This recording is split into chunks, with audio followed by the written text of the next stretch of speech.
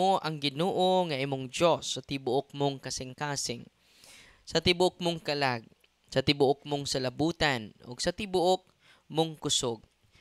Ang sunod mao kini higugmaa ang imong isig katawo sama sa imong kaugalingon. Wala nay sugo nga labi pang hinungdanon kay niining duha. Ang magtutudlo sa balaod mingon kang Hesus, husto kana magtutudlo tinuod ang imong gisulti ang Ginoo lamang mao'y Dios. Ug wala nay laing Dios gawas kaniya. Busa ang tao kinahanglan magmahal sa Dios sa tibuok niyang kasing-kasing, sa tibuok niyang kusog, sa tibuok niyang salabutan. O kinahanglan higugmao niya ang iyang isig katawo, ingon sa iyang kaugalingon. Mas maayo ang pagtuman ni ining duha kaysa sugo sa pagdalag mga mananap nga sunugon ibabaw sa halaran ug paghatag og ubang mga halad ngadto sa Dios. Nakaalinggat si Jesus nga malamon kaayo ang iyang tubag, busa siya miingon kaniya, dili kalayo sa gingarian sa Dios. Ug wala nagayoy nangahas sa pagpangutana kaniya. Ang ebanghelyo sa Ginoo. Please be seated mga kapatid. Magandang araw sa ating lahat. God is good all the time. Atong pakpakan ng ato Ginoo. No? So, kaninang umaga, may apat akong ine-exercise. No?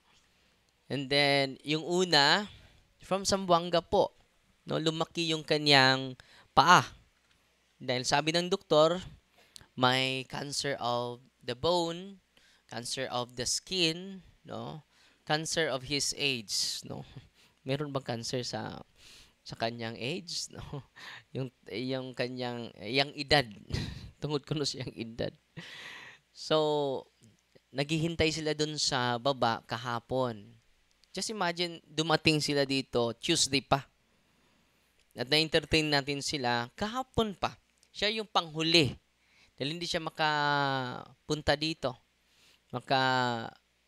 Hindi nila binuhat kahapon. Ngayon, binuhat nila.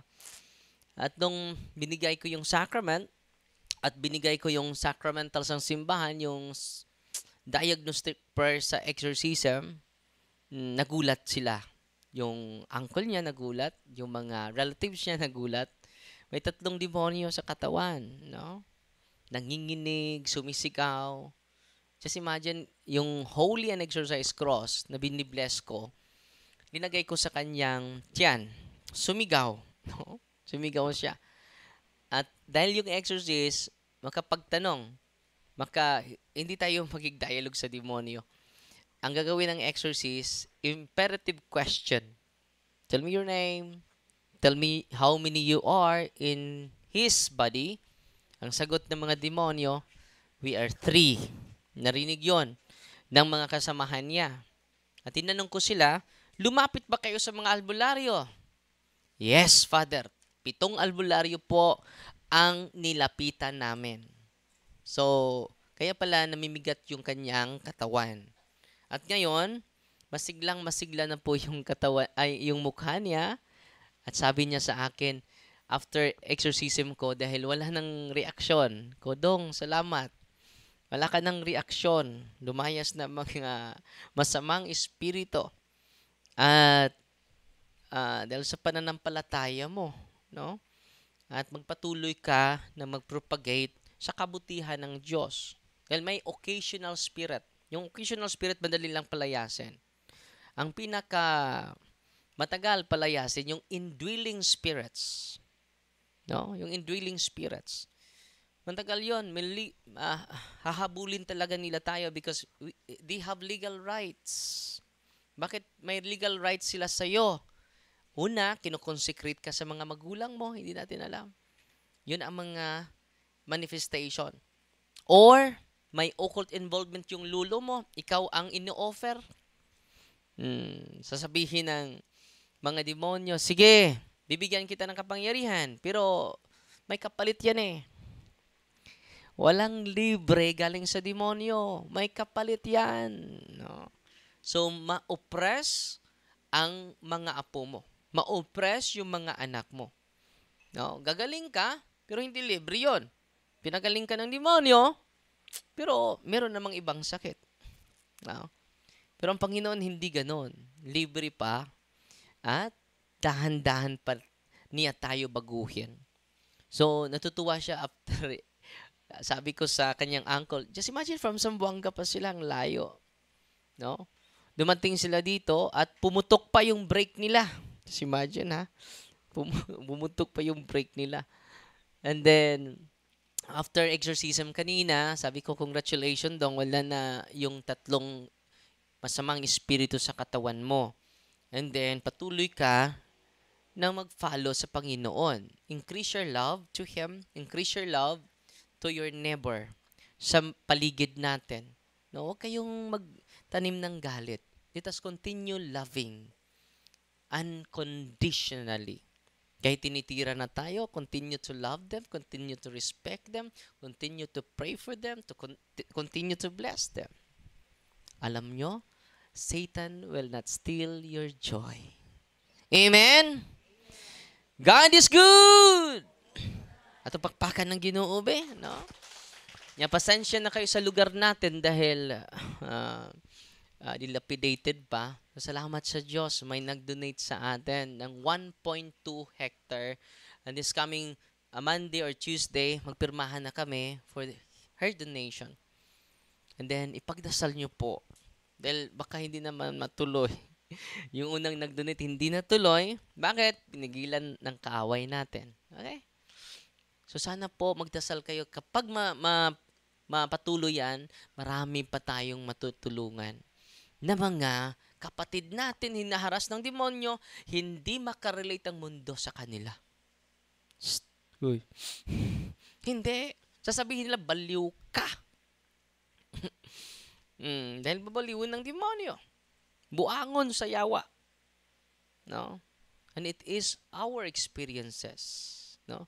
And after series of exorcism, series of deliverance, series of processing, series of counseling, and accompaniment sa team natin, ang daming na-liberate po. Amen? Dahil po yan kay Kristo, instrumento lang po kami. No. At salamat sa Diyos. Alam nyo, kung natalo pa ako sa takot nung una, dahil dinadalahan ako, yung deacon pa ako, dinadalahan ako na may nasapian. Grabe yung takot ko. First time eh. At sabi ng Paris priest ko, Reverend Darwin, puntahan mo yon. So, Father, hindi ko alam paano palayasin yung demonyo. Turuan mo ako, ikaw pinakakaraan ng pare, turuan mo ko, Father. Yung pare din, natatakot. Yung Paris priest ko. At pinuntahan ko, despite my fear. Grabe yung takot ko. Nanginginig na ako sa takot. Paano ba ito, Mama Mary? Ikaw na bahala sa akin, Mama Mary. Inordinahan naman ako ng obispo. Yun lang ang source of faith ko. By increasing my faith, Lord, inordinahan mo ako. Di ko na ako. Ikaw na bahala sa akin. At doon ako na-amazed. Dahil kapag mag-sprinkle ako sa kanya ng tubig, holy water, makatulog siya. Wow. And after a minute, babalik naman siya. Mag-sprinkle na naman ako ng tubig. Makatulog. At dinala ko yung rosaryuhan. Kinikwentas ko sa kanyang lieg. And doon na balik yung consciousness niya. Yun po yung starting point. Kung nanaig yung takot sa akin, hindi tayo dadating sa panahong ito.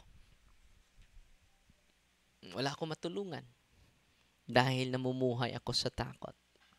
Mga kapatid, huwag kayong matakot.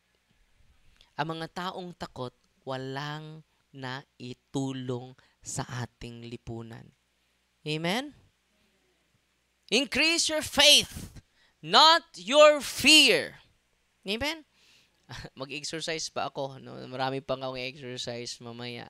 So, hindi basta-basta po itong ministry. Kailangan ko po kayo sa inyong mga dasal. Amen? And then, sa sunod siguro na buwan, magsimula na tayo for temporary building. Magtayo tayo ng chapel. Walang problema. Mayaman tayo eh.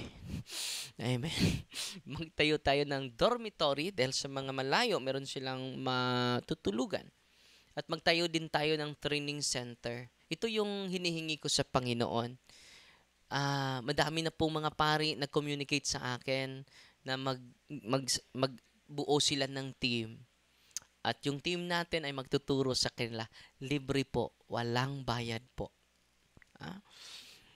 Amen? At yan ang project natin. Kung gusto nyo mag-donate, pwede lang isang halublock. Magbigay kayo ng isang halublock. Tag 20 raman ng halublock, no? Pila man ng kabilya. Usa ka kabilya. Napila naman tatanan ron. Humana na to sa kakwarto. Exorcism room. Amen? Natutuwa ba kayo ngayon? By the way, yung lupa hindi owned by Father Darwin. It is owned by the Diocese of Tagbilaran. Amen? Para mamatay si Father Darwin, may papalit. Merong 17 seminarians na tinutulungan natin sa ministry. Bakit tutulong tayo sa mga gustong magpari? Para kung mamatay si Father Darwin, may papalit. Simbak ko kapariak ka, no? Ayaw sana. Ay, hindi naman alam kailan tayo kunin ng Panginoon. Amen? So, mas mabuti empower natin yung mga tao. Bakit? Para mapatuloy pa yung ministry ni Kristo. For how many decades nakalimutan na? The most forgotten ministry is the ministry of exorcism. Totoo, hindi. Nung unang mga apostol, yung mga unang disipulo ng mga apostol, nagpalayas ng demonyo. Totoo, hindi. Bakit kami hindi na nagpalayas? Uy, kasama na ba namin yung demonyo? Uy. Yung ministry ni Kristo, threefold ministry of Christ, preaching, healing, and exorcism. Pero ang simbahan ngayon, nakafocus lang sa preaching. Totoo, hindi. So ngayon, kayo nga na nandito, salamat sa Diyos. Bakit? Dahan-dahan na buksan yung pintuan sa isipan ninyo sa katotohanan. Dalawa lang yung dala ni Kristo. Ilan yung dala ni Kristo? Dalawa. Matthew chapter 1 verse 17. Katotohanan at grasya ang dala ni Kristo. Anong dala ni Kristo? Katotohanan. Saan natin masumpungan ang katotohanan? Sa kanyang tunay na simbahan, hindi sa piki na simbahan. Kung ang simbahan mo ay tatag ng tao, piki yan. Uy. Kung may pirated na CD, may pirated na simbahan. Ano yung pirated na simbahan? Tatag lang ng tao. Alam nyo, kung Iglesia Katolika tatag lang ng tao, matagal na akong humiwalay sa simbahang ito. Pero ito ay tatag ni Kristo. Kahit si Google, alam niya eh. Tanungin mo si Google, yung lula sa kabundukan, sabi niya, sino ba yung Google, Father? Ipakilala mo ako kay Google para matanong ko. Sabi niya, gulgul rag manok among nailhan diri, Father. Namin kailan ni Google. Nakaroon, we need to continue to increase our knowledge. By increasing our knowledge, we increase our faith. Amen? Meron akong kanta. Gusto ko na kantahin nyo kung lonely na kayo. No? Madali lang ito. I'm here because you're here, because we are here, because God's here. God's here, that's why you are here, that's why we are here, that's why I am here. Balik ako no be? I'm here because you're here, because we are here, because God's here. God's here, that's why you are here, that's why we are here, that's why I am here. Amen? At pangalawang ine-exercise ko ay, akala ko hindi mag-react. Akala ko hindi